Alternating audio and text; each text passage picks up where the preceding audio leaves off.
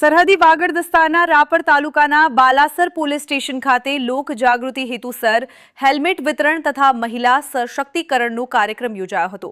જેમાં 300 જેટલી મહિલાઓનું અનિમિયા માટે રક્ત પરીક્ષણ કરવામાં આવ્યું તેમજ મહિલા સશક્તિકરણ અને સાયબર ક્રાઇમ અવેરનેસ અંતર્ગત મહિલાઓને વિવિધ સાયબર ફ્રોડથી બચવા અને સાયબર હેલ્પલાઇન નંબર 1930 અંગે માહિતગાર કરવામાં આવી।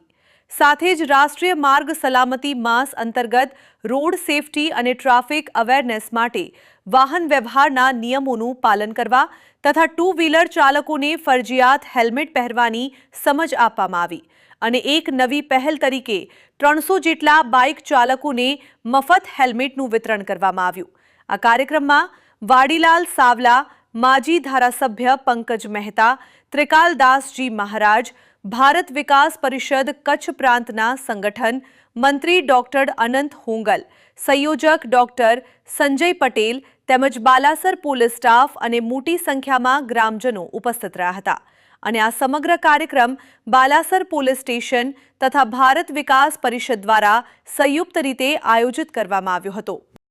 સાયબર ક્રાઇમના મોસ્ટલી ફ્રોડ થતા હોય છે,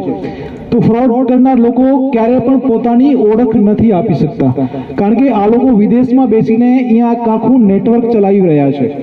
તો નેટવર્ક માટે એ લોકોને અહીંયાથી શું વસ્તુ પ્રોવાઈડ આપણે કરી રહ્યા છીએ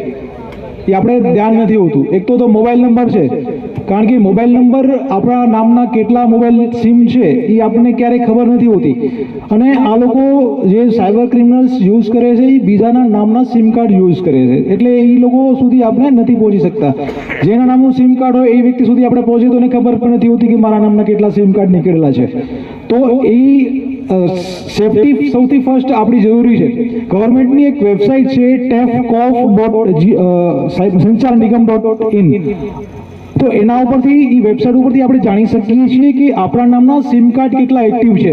આપણા નામના કોઈ અધર સિમ કાર્ડ રિટેલરે કાઢીને બીજાને નથી આપી ગયા ને, એક મોટું નેટવર્ક ચાલી રહ્યું છે સિમ કાર્ડોનું, જે મોટી મોટી સિટીઓમાં આપણા નામના સિમ કાર્ડો યુઝ થઈ રહ્યા હોય। તો આ એક વેબસાઇટ છે CEIR, જે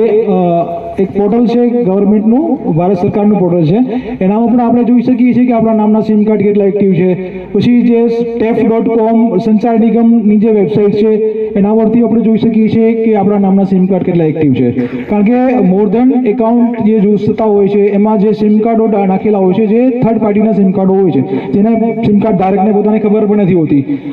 બીજું, આ લોકો જે ફ્રોડ કરતા હોય છે એ જે ફ્રોડના અમાઉન્ટ જમા કરતા હોય છે તો એ પોતાના તો એકાઉન્ટ હોતા નથી, કરંટ એકાઉન્ટ આપણા અહીંયાથી પ્રોવાઈડ કરે છે લોકો, એ લોકો સુધી વિદેશમાં પહોંચાડે છે। આપણા અહીંયાના અમુક લોકો જે થોડા નાના નાના કમિશનોમાં અમે સર્વે કરી રહ્યા છીએ, અત્યારે નાના નાના 2000ની કમિશનમાં લોકો એકાઉન્ટ ફ્રોડવાળા લોકો સુધી પહોંચાડે છે। તે લોકોને અહીંયાને ખબર નથી હોતી કે 5000ની, ચલો અમને આ વ્યક્તિ ગરીબ છે ને 5000ની જરૂર છે,